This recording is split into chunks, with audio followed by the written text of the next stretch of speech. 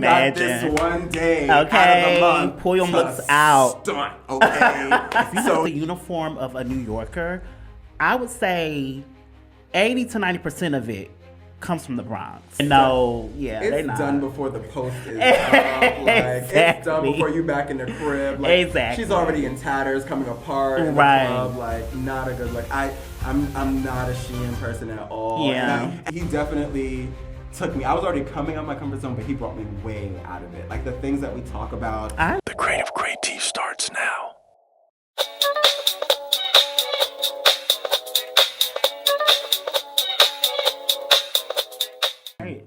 It's Mars, lover of all things iconic, and welcome to the Creative, where we kick the shit about all things creative, getting into how you, me, and we bring our imaginations to life. So our guest today is a really, really good friend of mine, and this conversation is probably going to be very unhinged because that's just how we are. Yeah. It's been a while, so we need to catch up anyway.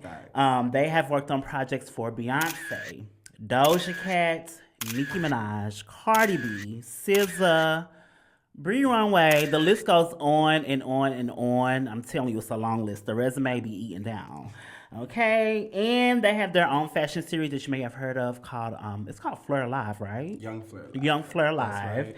And let's welcome Young Fleur, also known as, or Eddie, also known as Young Fleur, That's me. to the Creative Podcast. Yeah, thank you. Thanks for coming out. I appreciate you. This has been a long time in the making because we kick the shit all the time. So I was like, there's a lot going on in fashion right now and we need to talk about it. True. And you are the best person to talk about it with. All right. So you come over straight from work. How's your week going? How's everything going? It's been chill so far. I'm thankful. You know, like the fashion week is very much looming over everyone's heads. Oh my God. So we're preparing for that low key, but you know, still trying to enjoy the summertime, still trying to let, you know, the good times roll. So it's a nice mix of like productivity and relaxation. I'm getting into it. So it sounds like there's some collaborations for Fashion Week. Is that what I'm hearing? Possibly some things coming down the pipeline. Yeah, we definitely want to lock it down. So as always, the emails are still emailing, but definitely look out for September. It's always down to the last minute in fashion. Like I can't. So let's get into everyone's favorite segment, which is Dream Gig. And this is where we manifest our next big opportunities in any creative industry. And it can literally be anything. You have your hands in so many creative spaces in the fashion industry and just the creative industry in general. So what would be your dream gig? Like what's something that would gag you when it happens that you're dreaming about? Something that would gag me.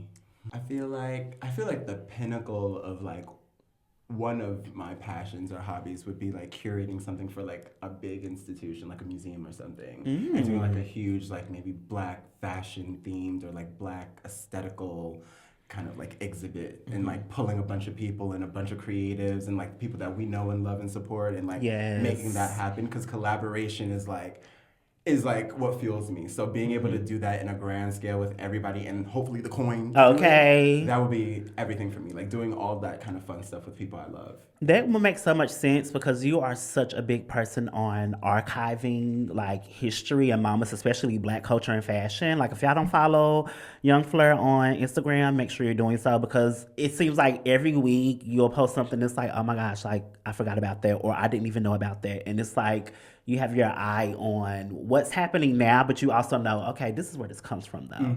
So I think that would make all of the sense for you to have like some type of museum type of moment that's like based around archival fashion and just Black culture and archival moments. My dream gig this week is, and I thought about it today, I was cycling this morning and I was like, I would love to do a monthly cycling class where I like curate the playlist and I curate the routine of, because I love cycling. Just to create it and do it under my brand, Mars Orbit Universe, because I kind of want to like create a community. I want community to be the nucleus of my brand, and I feel like I want to do like little events kind of like that. And cycling would be a dream come true for me, because I've always wanted to be a cyclist instructor. Really? Yeah, like I just think it's such a cute job, and I like it because it would hold me accountable. Like, but you got to work out because you got people coming Word, here. So for that'll be sure. my dream gig for Come the on, week. Soul Cycle. That would be so Okay. good. Mars Cycle. Right. Like just like a little monthly. If it go well, maybe twice a month. But it would be Right. cute to find a studio that will open up their space, allow the girls to come in, cycle, listen to some good music, make some connections, and keep it pushing. Oh, that would be so good. Yes. And we're back.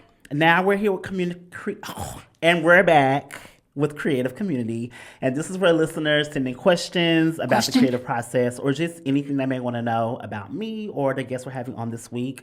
I did put in the Instagram stories today that you were going to be on the show, and we got quite a few questions. Oh, dope. So I'll put some throughout the show, and then I'll ask one right now.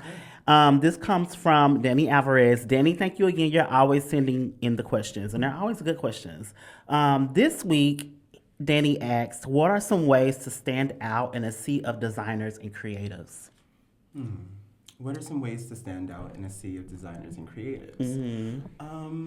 I mean, I feel like the advice might sound a little generic, but it really is about your voice. It really, now more than ever, when there are so many people talking and there are so many different microphones and podiums and platforms for people to speak on and create for themselves to speak on, it's like so limitless now. It's really important now more than ever to really have some substance behind that, because that's really what sticks. Something that really connects to people for a genuine reason, something that feels purposeful, you know what I mean? Something that doesn't just feel like gratuitous or like you're kind of like spinning around the same narratives, the same ideas, the same kind of campaigns. Like really, I love designers and creatives that pull from their own direct kind of like memories or upbringing and experiences, because in the end you kind of ultimately create something that is just distinct inevitably, It's so distinct and true to you. And so it becomes something that can resonate with people in certain bits. They can kind of pick and choose or see where they see themselves in the facets of your brand, and then also see other opportunities that don't or other parts of it that don't necessarily resonate with them, and kind of invite them to learn more.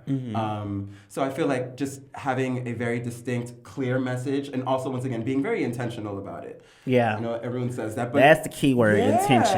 Yeah, I mean, don't be getting up in this thing just to come and put some more. Yeah, just more taking up space out. for no reason. We don't need any more collections. We don't need any more designers. We do, but we don't need anyone we don't need any more just doing things just to do things. We don't need any more fluff, it needs to make sense. Yeah, and then I think just being consistent about it. It's all about keeping that storytelling or whatever narrative you're building going, and so consistently like introducing or sharing with people, your message in different ways, and allowing them to really engage with you. And of course, community is a big thing. Absolutely. And that all goes hand in hand with all of that. Like when you continue to tell your story, people will kind of, gravitate towards it when they really connect to it. And those are your people. That is the demographic right there. They will sift themselves out. They will pull themselves out of the fray. And you want to, no matter how big or how small, continue speaking to those people. Don't lose that core group that really is supporting and resonating with your work. And building it from there, expanding it, making it something where like other people can continue to join in and attract them. And so I think that's where it starts. Coming from like a true space and a true message, and then continuing to deliver that message in various ways, and adding texture, adding context, and catering to the community that gathers around it. You have to be a community manager. You have to. That's the thing. Especially in today's world when there's so many, you have to know how to feed the people who want to support you. Like Jordan was saying on the episode last week, I was asking them like, what's more important to you, like a celebrity wearing your clothes or the street style moments? And she was like, celebrities wearing clothes are great, but the people that do the street style moments, they bought from me. Like they keep my brand alive. So it is about, like you said, catering to that community, because your brand will not survive without it. I think Telfar is another great brand that does that. Like it's a tote bag. Everyone makes a tote bag, but their tote bag is like, it's very community oriented, which has kind of made it special and made it pop. Now everybody feels they're a part of something. So I would agree. Yes, definitely about your voice. And it's also about like, be unique. Like, don't try to like be inspired, but don't directly copy anybody else because there's so many out there and there's so much of that. And also thinking about Bloomerang, like they were inspired by the Y2K, but it kind of consumed the brand and it ate them up because that's trendy. And now we're moving on from that and they're kind of left in the dust. So it's just kind of like, make sure your voice is true to who you are. Yes, feed into the trends, but it shouldn't encapsulate what your brand is. Your brand should have its own identity, for sure. I think it should be like the opposite of you letting the trend dictate, you know, what you're gonna do. You dictate the trend. So it's like, I'm gonna take the Y2K thing, but like I've said before, there's so many other facets of the Y2K experience, so many looks from the early 2000s, other kind of like subcultural moments that people still haven't tapped on. We're still looking at the same like Britney in Paris and all of those kind of like red carpet tracksuits, blinged out shit, and all that. Right, and that's cool. But there are so many other moments that like just because it's not something that people are gonna get right away, you know, and because it's not something that was like a key moment, like for example, like the denim tuxedo moment with Britney and Justin. Just because it's not that and isn't all over the covers of wherever doesn't mean that it's not something to explore. Exactly. And we're in the TikTok generation. People are researchers, you know what I mean? So they will enjoy an opportunity to be like, oh, I haven't seen this before. Where did this come from? Like, you also like, I think part of the community management thing is you got to make people work. They like to work. You got to let people think. You can't give it all away because then, you know. What's the point? Exactly. What is the fucking point? Like, I just lost my thought. I was about to say something. I was like feeding off of what. No, you're fine. I was feeding off of what you said. I also feel like whatever your niche is, it will become trendy eventually. Like everyone will have their moment. You just have to stick to your guns. Like, so just do you, and that should make you stand out. There's nobody like you. Nobody thinks like you. Nobody creates like you, and there's no rules to this creator shit. So do you, do it well, and see what happens. Thank you, Danny, for that question. If you would like to send in questions for the creative community, you can send them to our Instagram DMs at the Creative Pod on Instagram. You can email us at thecreativecreativepod@gmail.com. Or you can just put it in the comments wherever you see me online, and I will make sure to answer it on the show. All right, so let's get into the interview. Do you want me to call you Eddie or Young Fleur for the interview? Whichever is comfortable for you, Eddie, Fleur. Okay, I'm gonna call you Eddie. All right, let's do it. All right, so you're from the Bronx. That's right. And the Bronx is full of culture and fashion, contrary to dumbasses like, what's his fucking name? Lil Yachty. Anyway, what sparked your interest in fashion, being around all of that culture and fashion in the Bronx? You know, I feel like I had so many touch points with like fashion and style that really like had a hold on me and all kind of like explained. Kind of in the end, I realized like why those things were so significant to me. So, you know, being in the Bronx, growing up, you know, my family's from Ghana, so being raised in like a Ghanaian Bronx community, because there's a lot of us over there. It's always interesting seeing you like when you have to, not have to, but when you wear your traditional Ghanaian wear, but you still make it modern. It's always so interesting seeing you do that. I can't help it. Like you said, it's just like I taken one idea and it's like, well, this is what it means to me. This is how it makes sense, and this is how I'm comfortable with it. And it's interesting because growing up as a kid, like, you know, that kind of dress, folks as a kid would be like, oh my God, that's like so much, like, what is this? Like, you know what I mean? Whereas like where I come from, this is regular. So I, you know, as a kid, I wasn't as proud of it. I didn't want to wear, like my family would send me stuff from Ghana all the time, like, oh, we made this, we made that. And it would just stay hung up there. And then somewhere within like high school or like 8th grade getting into high school, I was like, oh, like that's when I was really getting into stylistic things. Around that time in middle school, I was also, like I went to a Catholic middle school when in the Bronx. And, you know, dress down days in a private school or a school with your uniform, especially in the Bronx, where everybody likes to show out, that's a moment. You know what I mean? Like, I can imagine. Got this one day okay. out of the month. Pull your looks out. Stunt, okay? So this is like 05, 06, 07. So not to date myself, but so Red Monkeys is coming out. Evisu Jeans is coming out. Like, okay. Everybody, all the shit people are looking for right now. Yeah. everything that everyone is looking for right now was like your do or die moment to pull all that and put that shit on for real. You know what I mean? So that was a moment where like, at that point, my mom was still shopping for me. You know what I mean? I didn't know. My mom had told me about this legendary place called an H&M, but I'd never seen her. I didn't know what it was. Never been inside. I didn't know what it looks like. She was just like, she's gonna take me one day. So all that to say, like, me trying to get into like getting fresh. You know what I mean? I was like, how do you do it? And so I would watch the boys. I'd watch people, and just kind of like taking in as a young person, like, what do people deem as like being well dressed? What do they consider good style, good fashion? You know what I mean? And so from there, it was always like a math equation that I was trying to solve. Like, what does it mean to be fresh? Like, what is the code? What's the uniform that you put on? That's like when people see it, they're like, oh, you're in, you fit. You know what I mean? And so I just constantly was like figuring that out, experimenting in my mind, trying to understand it. And then by the time I got to high school, I think I just was already kind of sticking out just by like my personality and the way I presented myself. Going to an all-boys Catholic high school. Oh, wow. All boys. Crazy. What a time.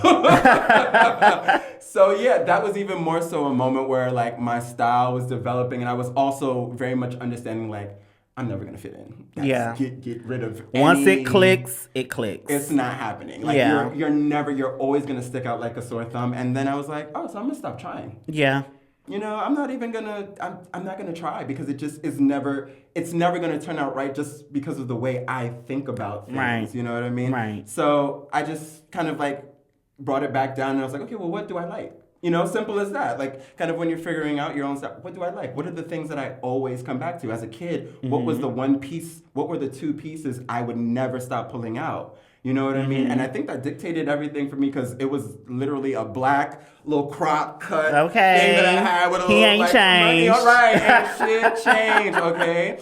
But yeah, from there, that's like where I kind of just found my voice and found my like power in sticking out and being okay with being the only one and having the stares at me. High school will do that, you know? Okay. And being used to being stared, and it's like, okay, whatever. Yeah, like, it is what it is. It's what people do. And so from there, I think that was it. Just like trying everything out and allowing myself to try everything out until I found the things that stuck. And a lot of people ask, like, well, how do you find your personal style? And it's exactly that. You have to do trial and error. Like, you're going to have some bad looks to be like, actually, I don't like this. This made me feel uncomfortable when I wore it. And then you're going to have some good looks, and then all of it will come together, and that'll be your personal style. And it's really like what you feel good in. And it's like, if other people like it, great, but make sure you like it first. Yeah, true. And that's the key to that. I think to answer the question, what sparked my interest in fashion, like to take it seriously, around that time as well, I was working for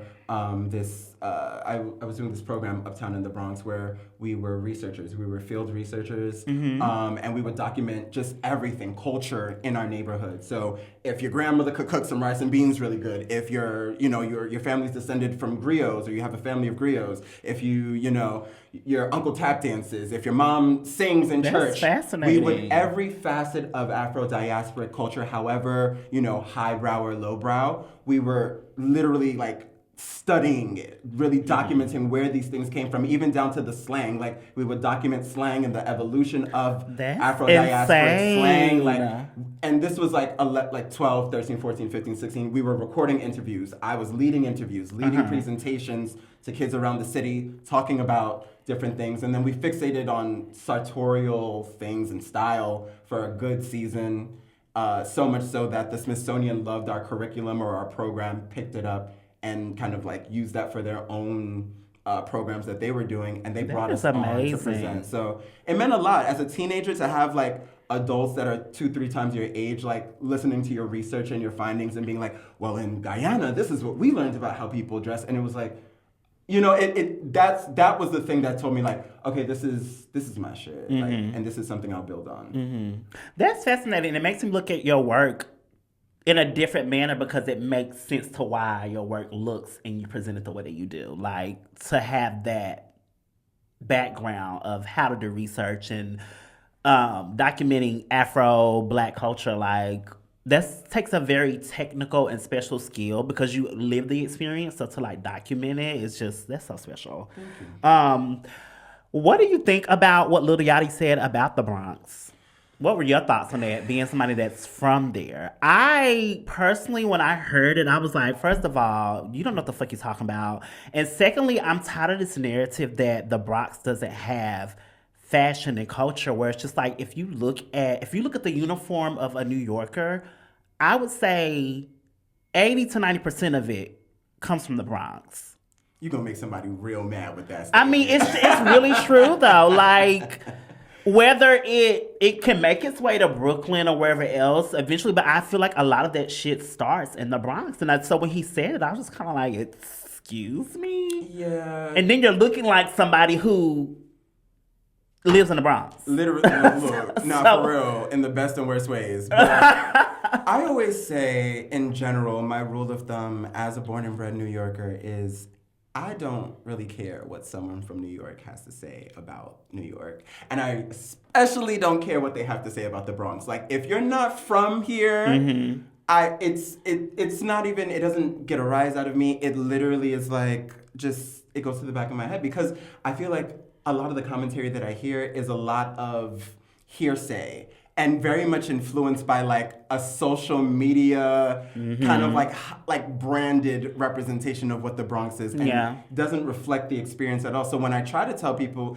and that's the thing, like I started in the beginning like, no, we've got this and we got this, and everyone's like, I never heard of that, and I'm like, yeah, because you didn't look. All you're listening to and looking at is what other people are telling you about the Bronx. Like, right. And so I had to kind of like not take the L on that one, but just be like, this is just what it's gonna be. Like, this is where we are, where people are going to speak pages and pages about things they don't know about. That's where we are. Anything. Talking heads. That's the stage. As long as you got a platform, it's like you can say whatever the fuck. And yeah, it's really but crazy. The Bronx is fly. The Bronx is fly. We Very. have our things. Just like, I mean, it's just, I think people definitely publicize and popularize the certain parts of it. But I'm like, so many fly people that I know come from the Bronx. Some of the flyest people that I meet in the city are from the Bronx. You know what I mean? Like, there's, like you said, so much culture there, and the way that people disseminate it through fashion, and you think about the different groups of people that live there. Like, there's a lot going on specific to the Bronx. And even when you look at the layout of New York, like I think about the fact that like Harlem is right there, you know what I mean? And Harlem has its own branded kind of thing. Like,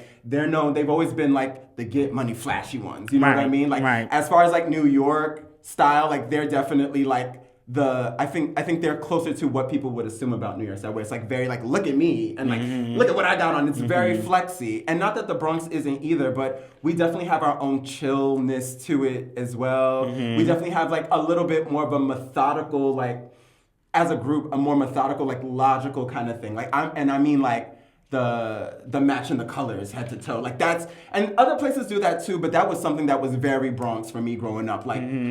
If it's turquoise and white fitted, it's turquoise t-shirt, white jeans, like turquoise and white Jordans or whatever it is, you know, like, so people take pride in how they dress. You know what I mean? They do for sure. And we say all that to say, do not listen to what social media says about the Bronx. It's just not a good representation of what the Bronx is, because all places in New York have like their goods and bad parts. Like the Bronx is just not all bad and late like people try to make it be. But child, y'all gotta pull up and don't just go to like the Botanical Garden or like the Bronx Zoo, which are literally across the street from each other, like, or Yankee Stadium. Like, actually, like, chill for a second. Pull up on Fordham, go shopping. A little bit. No, you gonna get you a deal. It's good enough for Ice Spice. It's good enough for your Okay, exactly. So you have your hands in so many things at Chris Shabana. What is your title at Chris Shabana, and how would you detail and describe exactly what you do for the brand?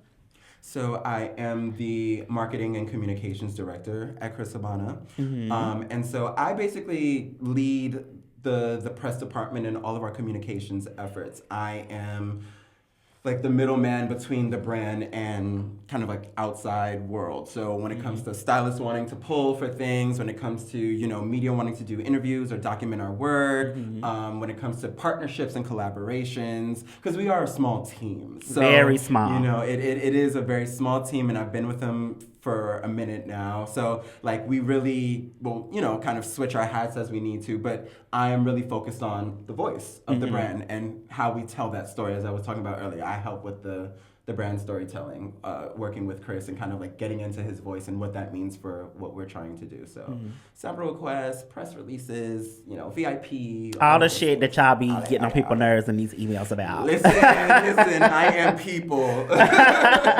So that's very, like, Chris Shabana is a small brand, and that it's a very niche brand. So when did you start working with the brand? Like, how did that opportunity come about?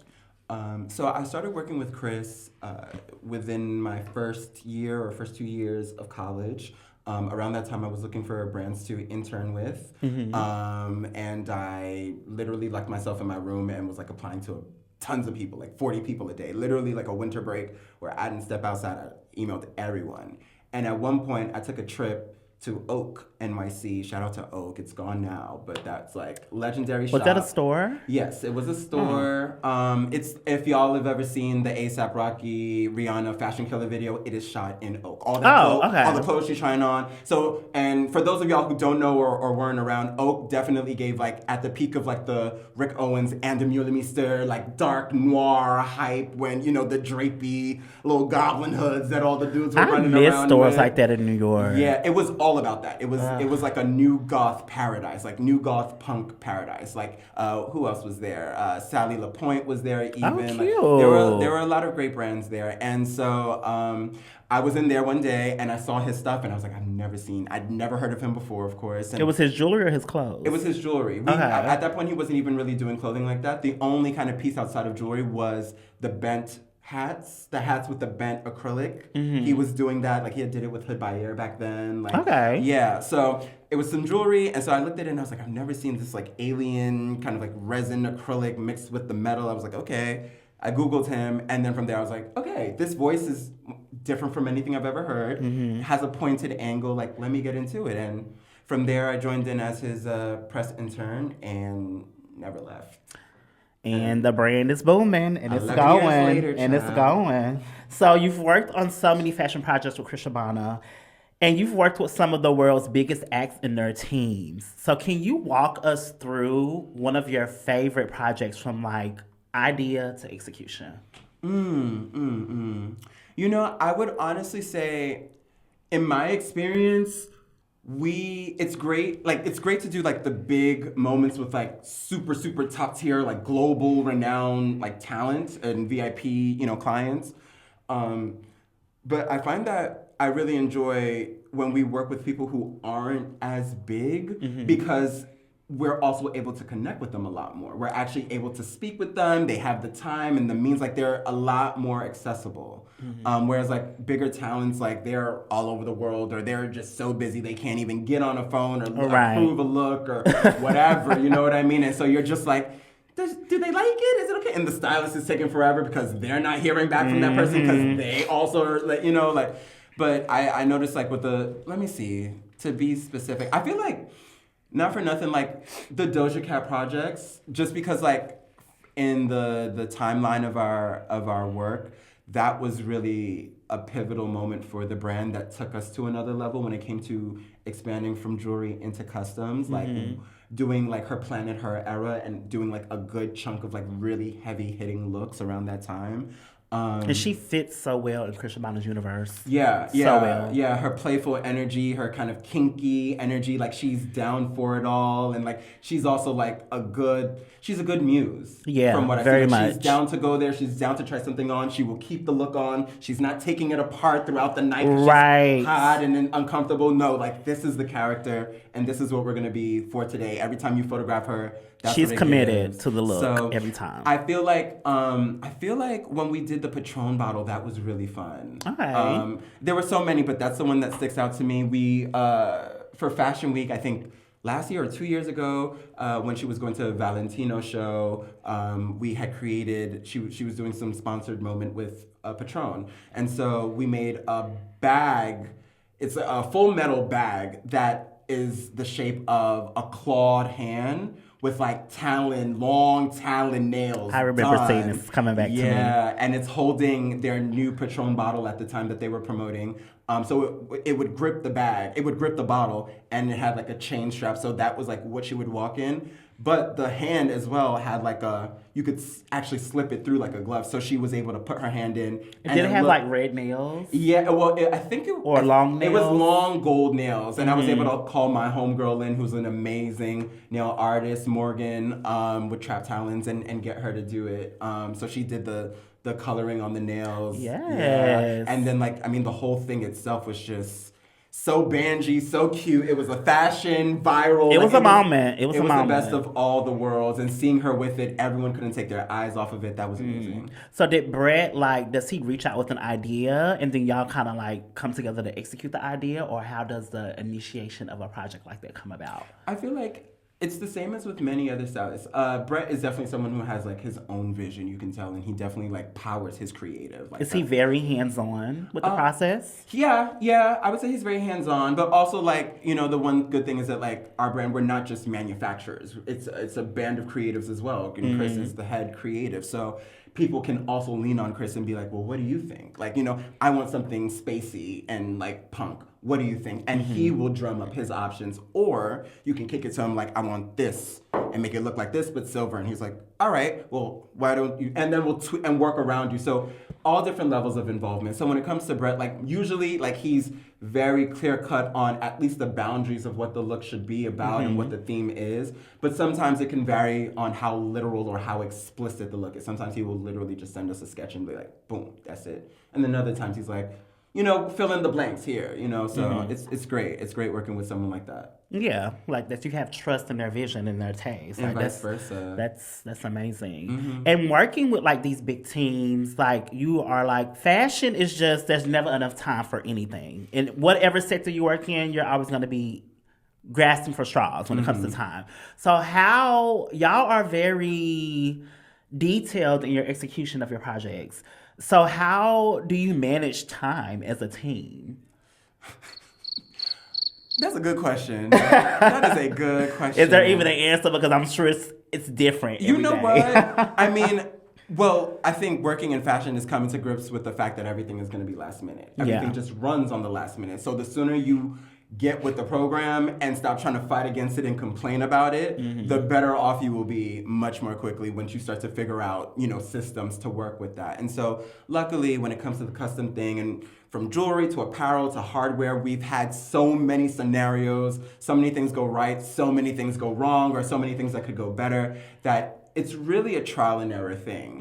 And we've learned to build around it. So and at least be able to gauge our timing for things, gauge the other manufacturers that we work with and outsource some of our work to. We're able to kind of guesstimate the timeline for the process, and then if someone switches it up or we're able to kind of be like, okay, well, this is gonna mean we're gonna need some more time to make this happen, or we can work this out a different way and this will cut the time. We're already thinking about time-saving measures. I think that's the thing, thinking about the time-saving measures first, because you already know you're going to need to save time. Right. So we're already ready to pivot, but then, if they're like, I want that dream, I want that, what I saw, I don't want to cut corners, we're like, all right, are you ready to wait 2 to 3 weeks or whatever? Right. Are you ready to pay some more? That's the one thing, it's making, changes to the brief, but still give it to me on time. And it's open that wallet, boo. But we figure it out. We work around with them, and it always turns out great. It's all about the communication at the end of the day. Yeah, absolutely.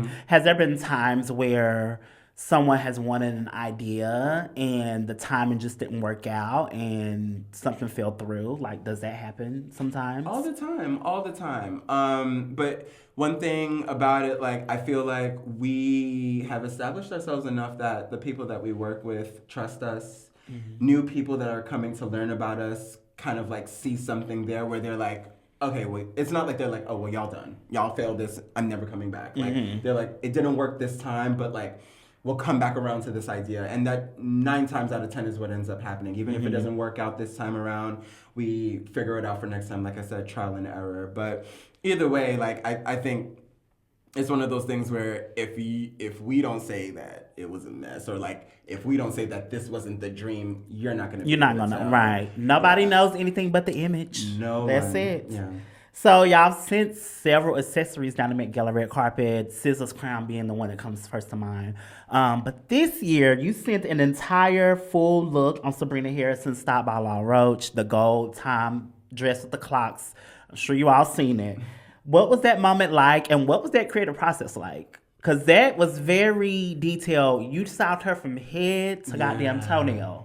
That was an amazing moment, literally. Yeah, that was a great moment. We've never had a Met Gala experience like that. And like I said, Sabrina, she is a client that was more accessible. You know, she's definitely established in her career, but wasn't like a super duper glitzy person who's like calls all day where we couldn't even talk about anything. She was able to, fly over from Texas to come over to fittings, like in our studio, talk with us, talk with Chris, have phone conversations regularly. Like she was very much, she is the look. So she was very much like, I want to get this right, asking tons of questions, and we were just fielding that and taking care of it. It was amazing. And also working with Law Roach, of course, which was I'm sure it's always amazing. He's great at what he does, and listening to his own guidance and advice and the questions, that helped tailor what the look ended up becoming in the end. But it was great. Like, she came to us with the theme of wanting to do the clocks. She came to us telling us that she had this vision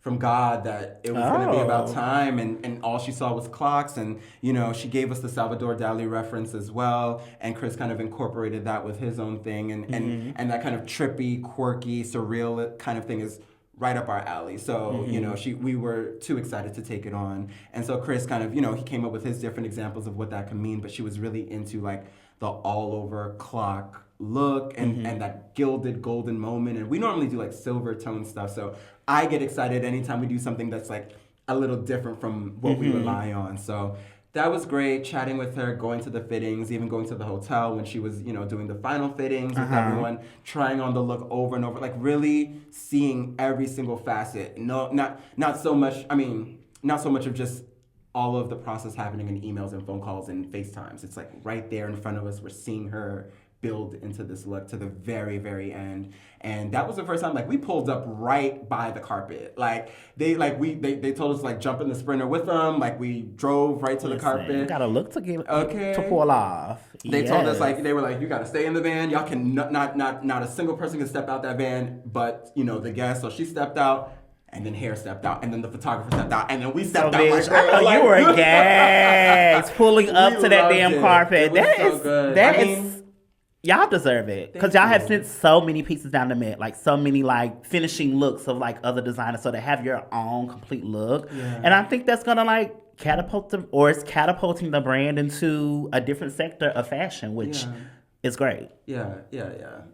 I really appreciated that opportunity to really show what we can do, like full scale like that on the Met Gala carpet. And the look worked because, being transparent, I didn't know who she was until I saw that look. And that was for a lot of people on social media. Like, people was posting look, but I was like, who is this? Yeah. So it was like the look did the talking for her. So yeah, I think the job was completed. 10 out of 10. She was very happy with 10 out of fucking 10. You also do all of Chris Urbana's social media campaigns. You direct them and you style them. You have a special way of bringing high fashion, grunge, and sex all together.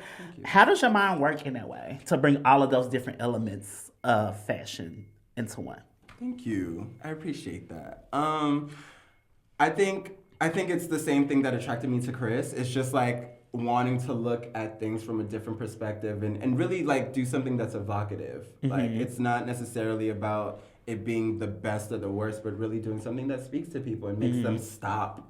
There's so much to scroll through, so like at least I want you to stop. Yeah. Just look and just think and change your, like, rewire your brain for like a millisecond with something that's like a little bit jarring to you or puzzling to you. So and also working with Chris, because Chris's mind, his aesthetic, like he definitely took me. I was already coming out of my comfort zone, but he brought me way out of it. Like the things that we talk about, I love that, on a regular basis. Yeah, like he really, like it was a place like, he makes it comfortable for you to explore other things and take on other inspirations and just delve into other topics and just do it. Just go for it. Just experiment. Like, there's no right or wrong. You can't mess up. Like, just do it. Yeah, there's no rules.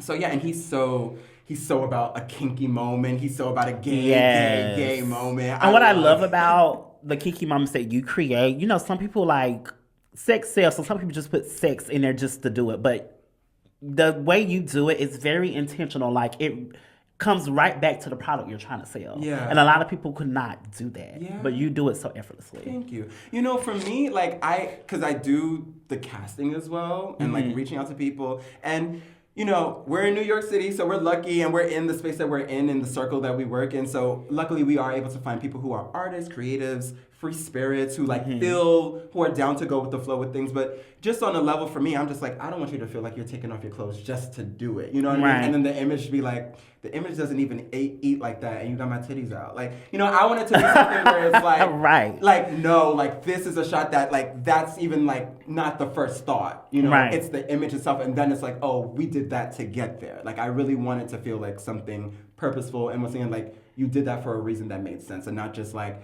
we did it to do the sex sell, so just take that off and you're done. It's like, oh, so you just made me a body and that was it. Like, you know, like really make it integral to the story. I love that, making people feel a part of the project is a way to get it done. Working in social media marketing, how important would you say it is to a fashion brand in today's fashion climate? How important is social media marketing?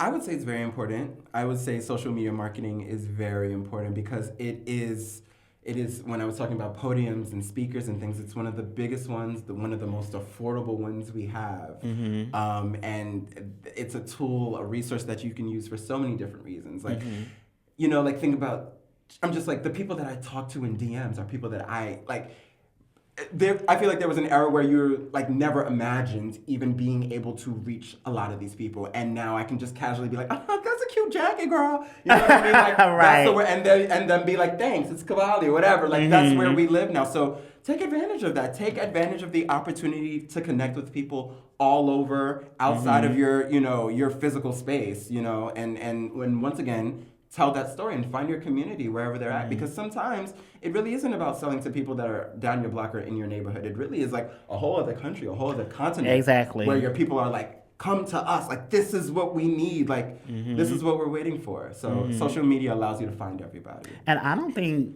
in today's climate that a fashion brand can really survive without it. Like, because how are you reaching an audience so quickly without it? It's just, I don't know, because I know some brands try to be incognito and all of that, but no, everybody got to pull up. Like, you may not be able to buy Goyard online, but best believe you can see what they're selling in the store on their social media. So it's, everybody needs it.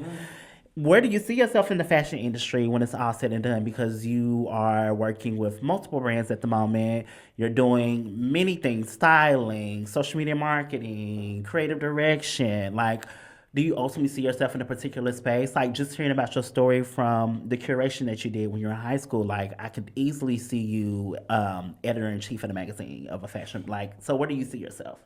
Yeah, I kind of want to, I feel like I want to explore a few different mediums, but the curation is the common thread, like the curation collaboration aspect, and I want to do that with whatever I'm exploring. So definitely want to get more into doing like bigger scale curated projects that allow the community to explore like the Black aesthetic or the Afro-diasporic aesthetic and all the different parts of that, as well as like just the way we interact with fashion. Like that's what my platform is about leveling the playing field or leveling the conversation or the room in which people talk about fashion and discuss it and share their experiences, because I feel like the industry can make it feel a little bit like stratified or like leveled out. And so my thing is like, you know, so people in my DMs all the time are like, oh, you know, I saw you post this and I want to say something, but I felt like I can't talk on the runway because I don't work in fashion. And I'm like, no.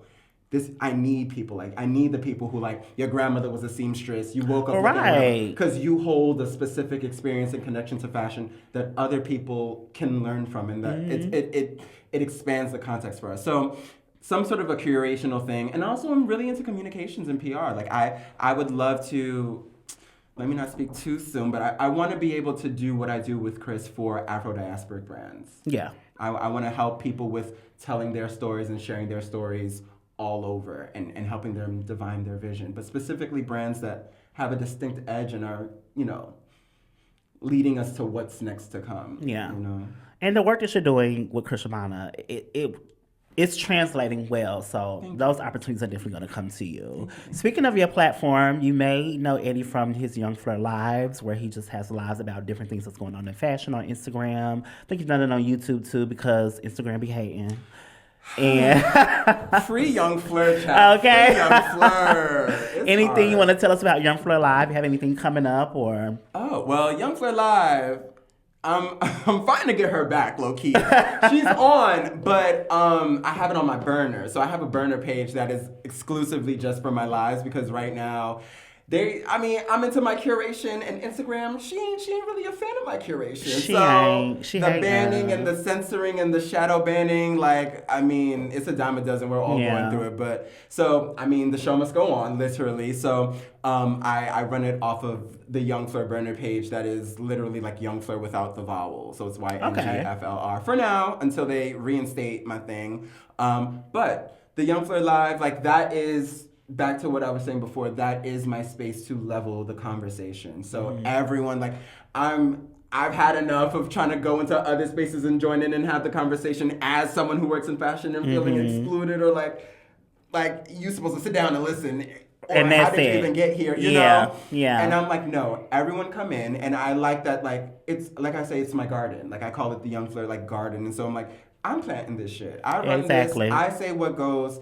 Y'all come in and feel free to say, and no one tell me, I've had people in the past try to, say things don't say different. And I'm like, girl, this is not for you.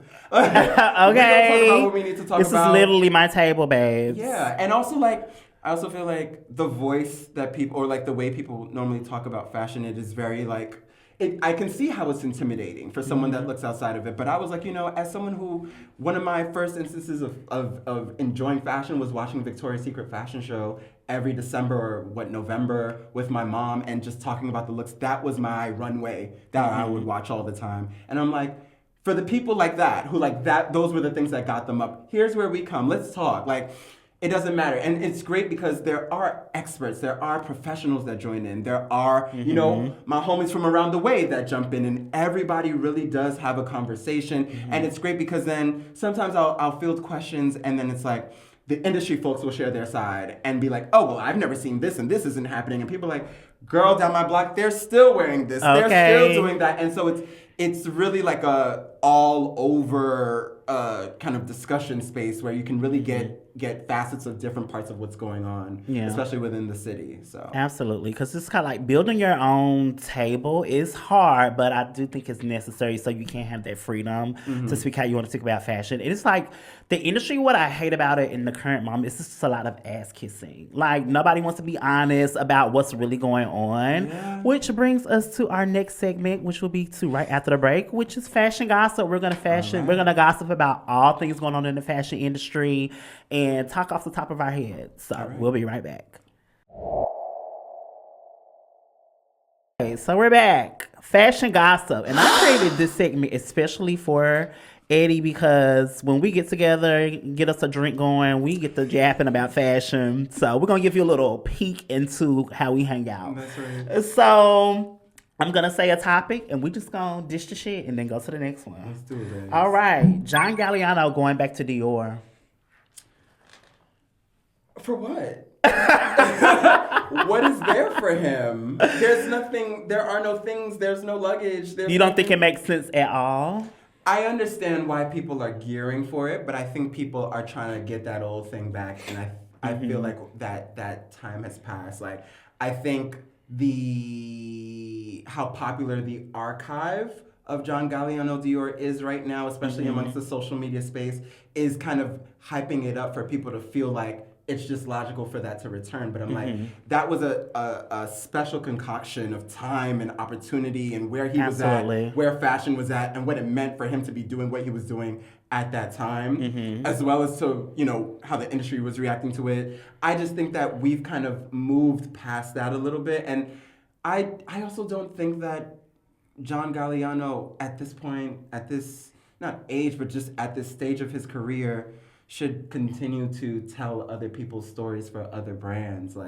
Yeah, so you want him to bring his own brand back? I think we should bring John Galliano back if we're gonna. I think it would do really well. Yeah, I think it would do Yeah. really well. The only reason why I think it would make sense for him to go back to Dior is that the girls want his looks from Dior, but they're using the resources at Margiela for him to make it. Like the Zendaya Met Gala dress. Like, yes, it's Margiela, but that's a Dior replica. Yeah. The Rihanna Met Gala with the when she did the what Met Gala was that? When she was dressed up as a priest. Yeah. That was a Heavenly Bodies. Yeah, that was a Dior look, but he designed it with Margiela's resources. So it's kind of like, it would make sense if that's what y'all want, then yeah, take him back to Dior. But I agree. Like, I didn't even think about his own namesake brand. It should come back because even wherever he goes, it's Galliano, then who he works for. So if he did his own Galliano brand or re-released it or brought it back, I think that would do well. Yeah, it was him being a superstar that made, LVMH give him the brand in the first place. Right. So he loves it. Like, Galliano likes the fame and the glamour and all the attention being on him. Don't let like, that suit and that he pullback loves ponytail and a coat fool you. Like, Exactly. he's giving very demure, very cute on the runway, but he is very much still want to pull out the bust down and flip it one time. Like, I know it's still in him. Let him do it at his own house. I agree. It would make all of the sense, especially like, because we're going to get into that next, but we're talking about archival pulls. If you can pull a namesake Galliano, then you are like 10 steps ahead of the rest of the world. So why not bring that on back? For sure. Well, speaking of archival looks, everybody in the current moment pulling archival looks. How are we feeling about that? I feel like y'all have made your point. Yeah, it's very overdone. It's very overdone. Because the things that at the same time, I feel like we already reached the peak of the archival pulling, because it was very impressive. It was very impressive at first because I was like, oh wait, and I think that was the magic to it because it was like, how were you able to get that, and how were you able to get the full set as we saw on the runway with the boots to match? Like, oh, that's like, as a collector, I feel like as someone that's not necessarily celeb fashion obsessed, but actually like into fashion and vintage fashion and really into the pieces and the history of brands, like that's a moment for like us where we're like, oh, they brought that back out. But then the more and more, like the people I've seen wearing it, I'm like, girl, there's no tie. Like, you know what? Like they just look they look like a stylist put that on them and that was it. When these looks first popped out, they were moments for a reason. There was a magic to like the client or whoever that was being dressed or that dressed themselves. Like it made sense for that look, and once again in that time for a reason. Now it looks like you're like, oh, I'm like cosplaying. Yeah, everybody's trying to one up somebody else, and that's what I don't like about it. Is that if it doesn't make sense to who you are in your style, it just doesn't make sense. The first one that's coming to my head is Ice Spice. She pulls archival looks, but 9 times out of 10, for me, they don't hit. She don't bring nothing to the look. I'm not gonna lie, like I really enjoyed like the Fordham Road Ice Spice. Like I liked the Ice Spice that me too. Like that she's not a fashion girl. Because it's naturally her. And like you can turn the Fordham Road girl into a fashion girl, but the Fordham Road girl is not an archive girl. It's always gonna come out. She always gonna want her little $5, $10 stretchy dress. Right. Her little piece of polyester. Right. Like, let her have that. I felt like because every time they try to do this whole like the leveling, the fashion iconification of a person, like I feel like it's not always necessary. Like there was something for her and like the Sexy Reds, for example, who she gonna pull up with a booty short and like a BB belt, and that's her look. But there's people who like that's their idea of being well dressed. Like why are we eliminating the opportunity to keep speaking to those girls, regardless of what the public thinks is good or good? That's a good taste point. or bad taste. That's a good like, point. Fuck taste. Like. That's literally subjective. If her doing that look, other people want to emulate it, or they're already like, yo, that's what I wear. Like, let them have that, I feel like. Like, not everybody wants to be a Galliano Dior girl. Not every girl is built to be fab in that way. Right. Like when she did the, which Chris Shabana worked with on the Baby Fat, that made sense because it's Ice Spice. She's a Fordham girl. Like it was very fab to me for her to bring Baby Fat back. But when she steps into like the Dior and all of the Versace, I'd be like, this is not computing for me. It's okay. Yeah, it's not computing for me. Sarah Burton going to Givenchy. Sarah Burton going to Givenchy. Which I don't think it's been confirmed yet, but if it's happening, what are you thinking about that? first thoughts, I'm not mad. Me either. I think it's a good thing. Yeah, I think that could be good because she did great work. You know, some people, especially in the beginning, were like, "Oh, it's no." When she was at Alexander McQueen previously, people were like, "Well, it's no McQueen," and it's like, "Yeah, duh." But you know, like looking back on it, what she was, you know, the chapter that she was opening was so fixated on his love for tailoring and ornamentation and the Gothic romanticism. And she really did a good job of honing that and making it her own and finding a place for her to be comfortable in the McQueen house where she wasn't constantly trying to chase after his coattails or try to, you know, like... And I think that's what a creative director should do. Like, they should come in, still stick to the house codes, but kind of make it your own and give it like a breath of fresh air. And I feel that's what she did. Yeah. And I can easily see her tailoring and her detailing. She could do very well at Givenchy. Yeah. I feel like everybody is waiting for a Riccardo Tisci moment at Givenchy. Like just when Givenchy was, you could not go anywhere without seeing it. Every piece was a hit. Yeah, every piece was a hit. From apparel and accessories, yes, bags and shoes. Everything was everything. A piece for. When I tell you, I used to see a Pitbull shirt, skirt, bag everywhere. Every fucking day, worldwide. I was in Ghana. I was in Ghana seeing like the Pitbulls and like that shit was crazy. But Givenchy has not had a moment like that in years. Yeah, I mean. I don't know with the talent that they're finding how they're gonna get that back. Yeah.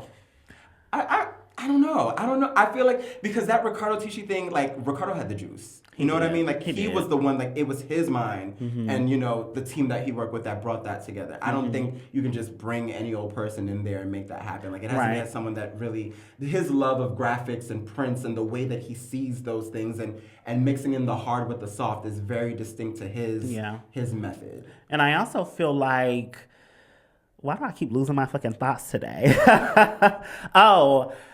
Riccardo does have a particular vision, but he's also like very celebrity famed too. So like he was hanging out with the Nicki Minaj's and the Rihanna's and the people that he was dressing. And Sarah Burton is very like, I design and I take my ass home. So it's just kind of like, I don't know how she's going to maneuver trying to get Givenchy back in the forefront if she's not going to like put herself out there. Well, you know what? More. I think that's who she designs for. Women who do their job and take their ass home. Yeah, true. True. Those are the exact kind of women. Like I feel like it's people who know what they want for sure. You know, because her tailoring and details are so specific. So you've got to be a type of person who like, this is what I like to look like. Yeah. It's very stately, but still feels creative. It still feels like sparkly and once again like really elaborate and embellished, but tied in for sure. And I think, when I was Googling pictures of her one night, the only pictures I could find is on the runway. Bye. Thanks for coming. It's forever nothing else. She doesn't give you that. And I like that. And I like me too. And I like that Givenchy is allowing her to do that. Like you don't see, I feel like some brands will kind of like, they want that creative, that superstar creative director. And I like that they allow her to be, you know, who she is. She's not about that. So. Yeah. Speaking of Alexander McQueen, Sean McGurr at Alexander McQueen, what do you think? For me, it's a chop. Yeah, we officially lost it. Once they took Sarah, I was like, if y'all was mad at Sarah Burton, at least, like I said, she was opening a chapter. She was figuring out what to get in where she fit in. This whole... I can't do it. We have... Because, like, you know, at least personally, I love Alexander McQueen's original work for its aggression, for its bite. And I feel like with Sarah, there wasn't necessarily bite, but there was a direction, there was a pointedness. And I feel like with this, at this point, we've lost the bite altogether. And, you know, to my understanding, Sean's purpose, or like one of the main goals there, is for him to casualize Alexander McQueen. Make the Alexander McQueen elements that we love so much and that are so legendary more everyday. Things that people can actually wear every day, which wasn't necessarily what he focused on. Although there are several, I mean, Alexander McQueen is wearable, but the bigger statements, the bigger ideas are intimidating. And his is a lot less intimidating. And with that, I'm like, well, then why are you here? Because it just looks so cheap to me. Like Lana Del Rey at the Met, the look that he referenced compared to his look, it really looks like dupe Yeah. knockoff. Like, it's so poorly done. Even those hoof boots, those horse hoof boots, like, that could be a moment, but when you get into the details, the shit is so poorly made and executed. I'm just like, I just feel like he's not doing what he should be doing with the legacy, especially when you have people like Dolara who will probably come in and fuck that shit up. Oh my God, yes. I'm just like, they should have put the call in for my girl Delara. Yeah, like, it doesn't make any sense. It could have been, you know how, like, Loewe and Jonathan Anderson has that, like, they coincide with each other. I feel like her brand coincide with McQueen, it would have been the same type of effect. Yeah. So it's just like, I mean, she draws inspiration clearly from designers such as him. You know what I mean? So I feel like that's another person who I think would do their own great kind of like telling of the Alexander McQueen story, or like what the house means for today. Because like he said, like, the goal is to, you know, define what Alexander McQueen means today. And I think that she is a great example of that. Like, yes. That knife look, like, you want to talk about intimidating fashion, like, I would be terrified of the folks that she has coming down the runway. Like, that's what I want. Yeah, and she's like, remember when she was like, I'm not showing this season because I'd rather put the money into making more clothes. Yeah. Like, she's focused on the garments and the execution and the tailoring and all of that, instead of, like, the hoopla is great, but that's not her focal point. Her focal point is the clothes, and I feel she belongs there, and he got to go. Yeah. I don't know where,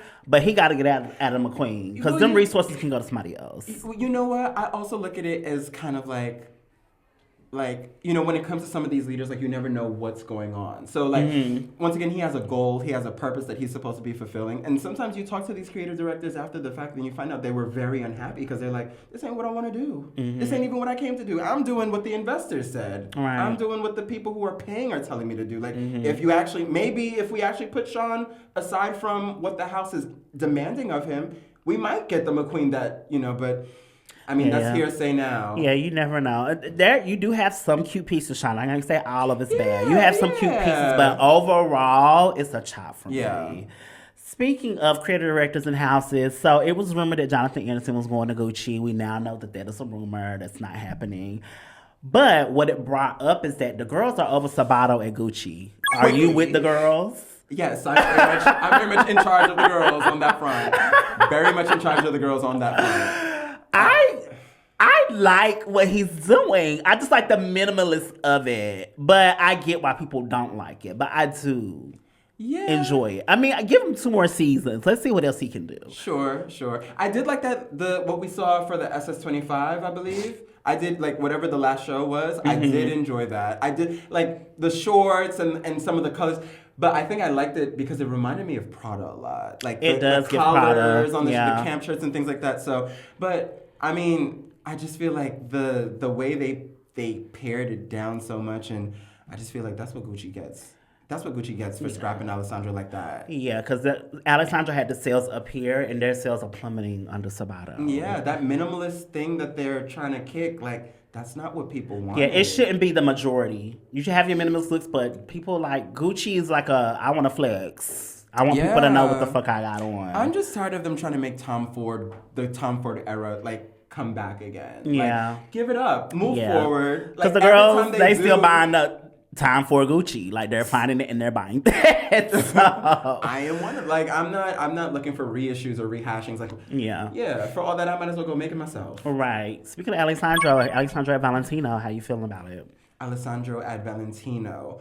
I mean, what I took from it was, like, you know, we're getting that for sure, like, it's in him. Like, that aesthetic is him. Like, that's what he carries around. He's going to give you the turbans and the granny vintage looks with the quirky, like, intergenerational I think it makes sense. Like, he can make it work. He can make it work. I think he's doing well. And I think Valentino's going to love the fact that he's so into heritage, because Valentino's all about heritage, too, at their core. So these moments that he's, like, bringing out the archives, I think Valentino and a lot of these, like, Milan, like, Italian brands, like, they live for that shit. So I feel like they're gonna even give him more fodder, and hopefully they really, like, hold it down and support him. But I feel like just off the fact that he's, like, talking their language, they're gonna, like, ride for him even if the sales aren't stellar in the beginning or whatever. I agree, and I just hope that he sticks with, like, why can't I think of his name? Who was the old creative director that just left? From Valentino. Oh, Pier Paolo Piccioli. Yeah, Pier Paolo. He was very keen on having a diverse clientele, so I hope that Alexandra keeps up with that, and like we don't just see just white girls in Valentino all of the fucking time. Yeah, but Alessandro never gave that with his Gucci. Yeah, he stuff, did, and too, but so. you know sometimes it don't be the director, it be like the fucking brand. So I hope he puts his foot down like these are the girls. I want my diverse girls in these garments. Yeah. So you have excellent style. So who are 5 brands that are doing it for you at the moment? 5 brands that are doing it for me at the moment. Like, who are you shopping and what are you buying or what's on your wish list? Oof.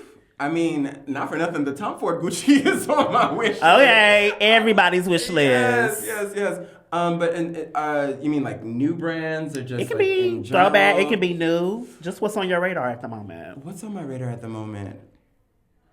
I feel like, I don't know if this would be an accurate one, but this is literally like what's on my mind at the moment. Casablanca. Yes. I Yes. like a story. I like a Yes. narrative, and I It is- love yeah.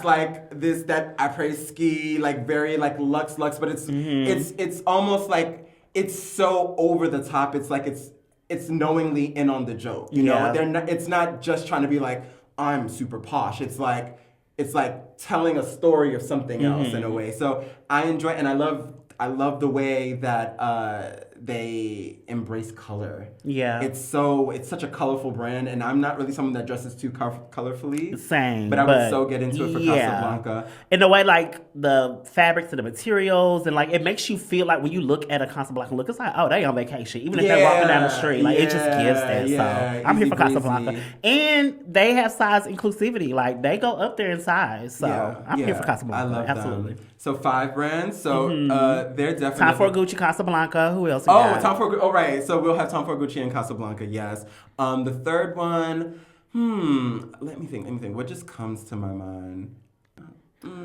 Eddie is a big archival shopper. So what's in that wish list? Oh my God, what's on my wish list? Okay, I could do that. The Tom Ford Gucci floral jeans. Trying to cop those for the low. There's a couple that are a little out of my price range, but the one pair of jeans with they have like an orange version and like a lavendery version as well, which I need.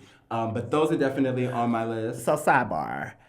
How do you do you talk to the sellers? Like you really get into it when you're doing the archival shopping? Like, oh, I do everything. I mean, I'm very curious, and also because like I'm somebody I like to shop. I still like to go into stores and physically shop. I online shop because that's what it is. But if I had my choice, I would gladly go into every single store. Yes, I will go in from the morning to the night and try on. And there's just so many things you don't know off of looking at a photo. Some people also just don't know how to present things online. Right, and it can be very deceiving. Like I just ordered some pants, some vintage pants that I was like, oh, are these a straight fit or are they skinny? Because I wasn't going for a skinny fit. They're like, oh, it's pretty straight, like standard runway fit. I get it. It's tight as hell. But how would I know? So I'm very I'm gonna ask questions all day. Like I always have at least 1 or 2 questions. So I definitely like to talk and also just like build rapport with sellers a little bit, just in case. You never know. There may be a lot more treasure where that came from. So I like to get the conversation going a little bit. Yeah,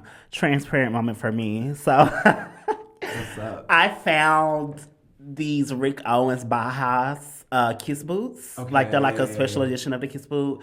And the seller was in Philly. I wanted these boots so fucking bad, so bad. Like to the point where I was ready to Klarna these motherfucking boots. Okay. So I think it was it Grailed? It was one of the sites that don't use Klarna. Well, girl, use Klarna. So it wasn't Grailed, and it was some other one, but the Klarna wasn't working. So I was like, let me do, because Afterpay can give you like a little, well, Klarna does it too, but Afterpay is more known for like giving you the like little card, and then you do it, whatever. Yeah.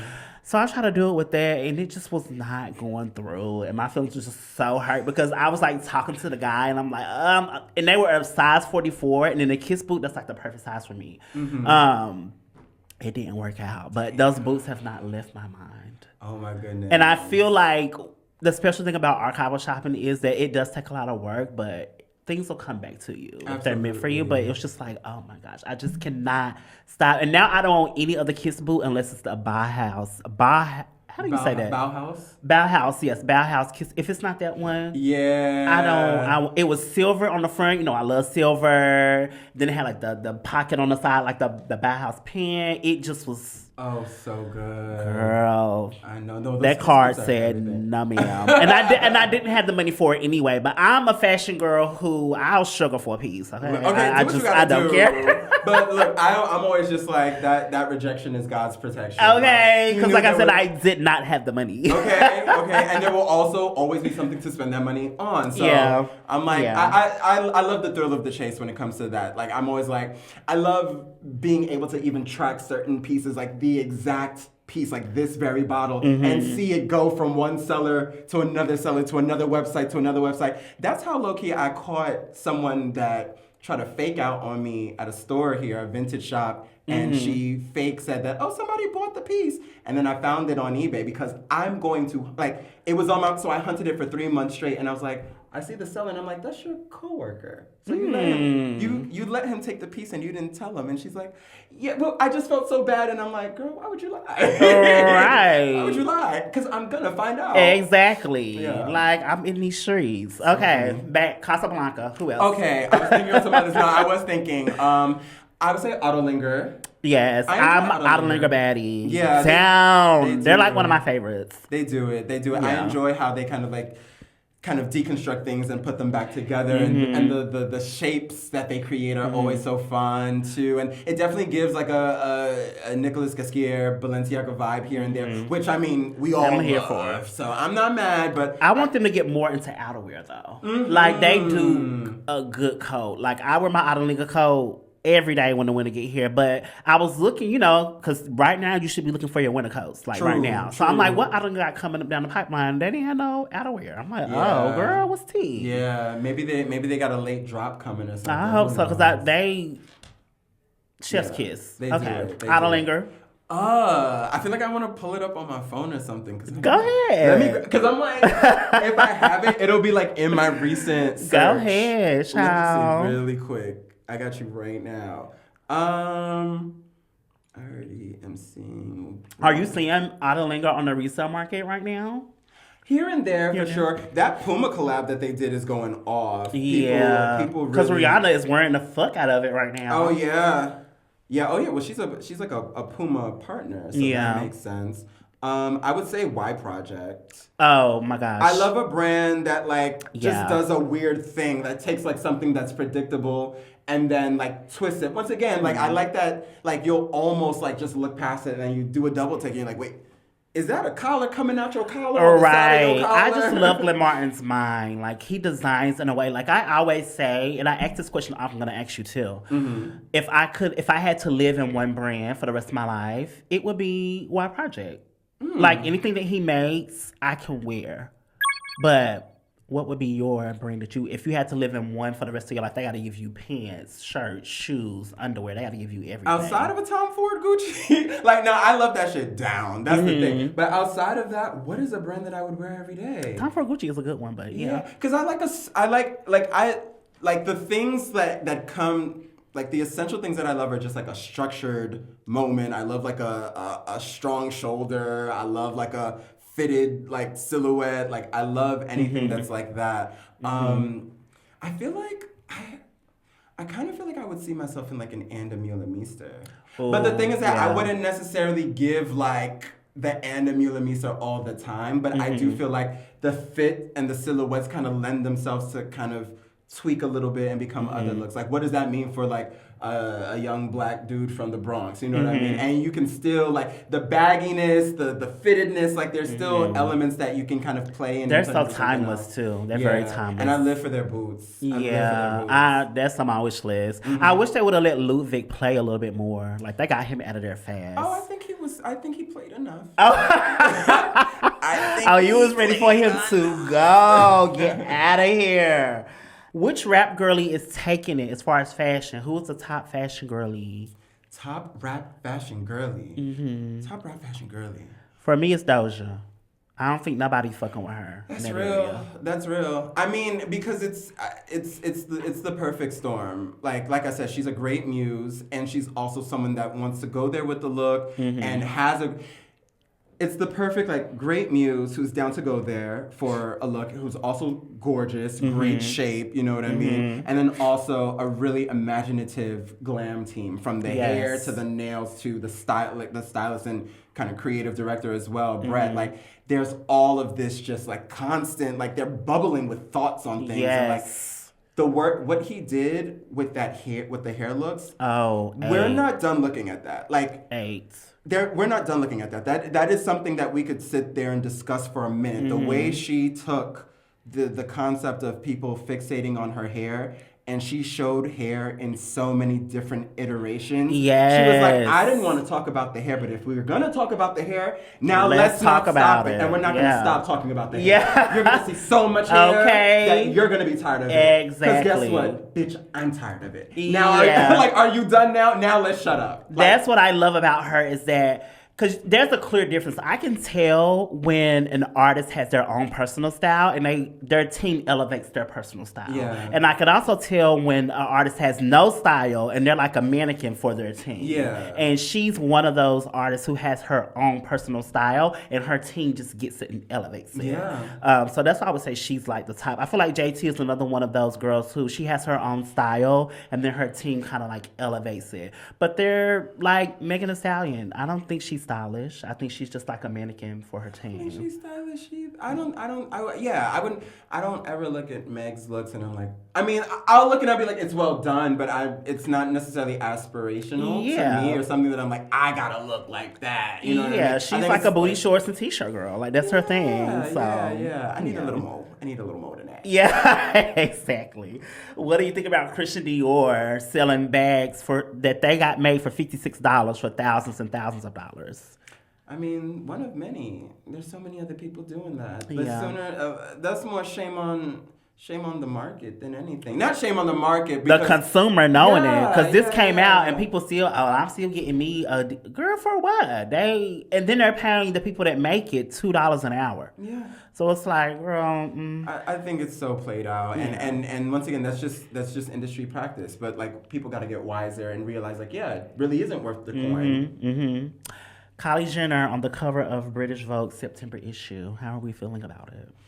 She's a mother. She's a mother. It's a chop for me. Oh my God. I mean, because what does she have going on? Like, why is she on the cover besides her being a Kardashian? I don't know. She ain't dropping nothing. That's what I'm saying. Out. Like, they love her. The people love Kylie, and I don't know why, girl. I don't get it. Especially right now. Like, I mean, during the King Kylie era, like they're definitely like that was a wave. Like that made sense, you but couldn't ignore that girl. And even then, like she's in her 40-year-old white woman era now. Not by age, but the look is giving 40 plus. The look and yeah. Like she's not catering, she's not pandering to the black community no more. Child. Oh yeah, she got off that. Yeah. She snatched off that bright blue wig long ago. Okay, she's in her full white woman era now. What do you think about the industry slowly moving away from size inclusivity? Like I'm slowly seeing the runways go back down to just size 0 models. I feel like we could kind of see that coming because once again it wasn't genuine. Like it didn't feel genuine with a lot of the brands because even when we were seeing things, there were and there are always inconsistencies from things on the runway that are being presented, you know, before they're even in store looking a mess. To you not getting what you see on the runway. If it does look good, it doesn't translate in stores. Like, you know, like, and just like a proper understanding of the fact that it is going to take time. Like it took time for them to standardize, you know, the sizing as we have it now. It's going to take time for you to understand what it means to scale up, to morph those things for different sizes. Like there still needs to be more market research and learning. And I think that there needs to be an understanding of that on the consumer's end of being like, it is going to take some time. People are just genuinely going to make mistakes trying to help or trying to serve their purpose or cater. They're going to mess up. It's going to happen. Yeah. And just, you know, being not so like immediately down your throat. Yeah. But also like on the other end, they need to, if you're going to do it, like, this isn't just a marketing ploy. These are real ass people that want to wear your clothes and want to feel just as cute as their friends and their counterparts. So take that into consideration. Don't think of it as just like another sale. Think of that as like, someone else feeling like, oh yeah, like this is what this, like an expanding of what people understand your brand to be. Right. So I think that they were like, yo, this isn't making money super fast like tomorrow, so we gotta let it go. And I'm like, I mean, I guess, But that's the thing too. It's just kind of like these brands are suffering, and I feel like there's so much money left on the table because of the sizing of clothes. Like even me, like there are many times I want a garment, but it stops at a 30 or a 32, and I'm like, yeah, what the fuck? Like, I'm a 34. Yeah. Even shoes, they stopping at a size 41. Like, yeah, can I get a 43, 44? I'm losing in the shoe end. Like, I'm losing my big because you old were a feet. size That a big shoe. A big shoe. But yes, like we want our shoes. We want cute shoes too. Like quit playing. Like it's not even about just the waist, and like it's about the feet too. Like come through. They need to up it. So last question. I forget the brand, but they did a collaboration with was it not AliExpress? What's that thing called? Shein. Who was that brand that did a collaboration with Shein recently? Do you remember? I'm about to Google it. Shein. It was a Shein collaboration. Who did it? I'm Googling. Who? It was either a high fashion personality or a high fashion brand. High fashion personality. Monse. Oh, Monse. They did a Shein collab. How do you feel about high fashion doing collabs with Shein, which is I can tolerate it with H&M, but I feel like Shein is like 5 steps down from H&M when it comes to fast fashion. Yeah, I mean, or you say it's one of the same. I feel like I'ma say like my first thought will be the same thing. Like I can deal with an H&M moment because I know what that gives compared to a Shein, but once again, it is all the same in the end. But I do think that what Shein represents for fast fashion, like they're doing it like no one else is doing it in a very scary way. The way that they're scaling up, the way that brand has like literally exploded, and I don't think that it teaches proper practices for consumers and creatives on both sides. Like it really continues to reinforce this idea like this is how you win, and the fact that shoppers really do not care about the sustainability and the environment and all these ethical practices. Like people want to look good for $20 and have a full outfit to go to Cancun and throw it away and stunt for the gram. And you know the fostering and encouraging of social media dressing and the hauls and the constant that, and it's out of control. And so I just feel like, as a brand that, you know, isn't one of those, like, I don't think that giving them a cosign is the best look. Yeah, I agree. It just kind of like, for me, being a consumer who is about sustainability and I want to keep my fashion pieces forever, just makes me look at your brand a bit differently. Yeah. Like, it makes me not want to consume. But, like, I have to, like, I guess, play both sides because I be living for H&M Margiela collection or whatever the case may be.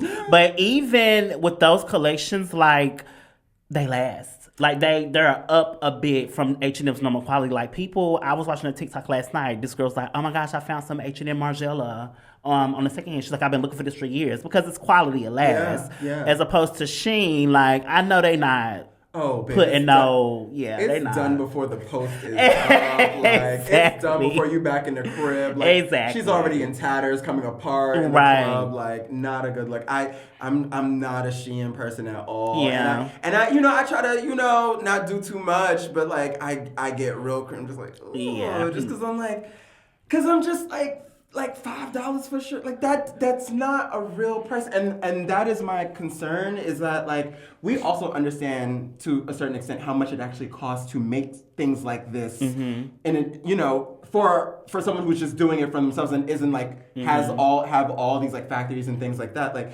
so I think like a fashion brand like Monse doing that will further confuse people because they're always like, oh, $200, I could get that for $10. And it's like, girl, no, you can't. Exactly. You literally are not. What was that shark boot you posted from? Was that from Shein? Was what? That knockoff shark boot you posted, was that from Shein? One of them was, yeah. Like, please, we're tired. We're tired. Please ban the shark boots. Tap your girl. Okay. Tap your girl and tell her that Fleur told you it's not a good look, mama. It's done. Drop it. It is done. It's so good. The peep toe version as well. Hell on wheels. But I can't. digress. We've come to the end of the show. This is fun. It was mad fun. I'm gonna do an episode on Christian Minor as a brand, so you'll see Eddie again. So don't worry. Let the people know where they can follow you and support you and all the things you have going on. Of course. Please, y'all. Please follow. Please support. You can find me at Young Fleur on Instagram. That is YUNGFLEUR. That's also my TikTok, which I keep a little private, but You're doing really good on TikTok. I'm enjoying. I'm getting comfortable. Yeah, I love that. Yeah. So I'm on the TikTok. Keep it up. Thank you, babe. I'm there, and I'm on YouTube as well. Getting into that more long form content for the people. Definitely when this Fashion Week season starts, I'm gonna be tuned back in. But I'm on there. I'm on Instagram mainly on a weekly basis, like talking about things and doing my live shows. So stay tuned for those. All right, and I'll put all of that in the description, and you'll see it in the video as well. And as we say at the end of every episode, leave here empty. You cannot take your gifts with you, so try it out, see what sticks, and keep pushing. And we'll see you next week. That's right. Bye. See ya.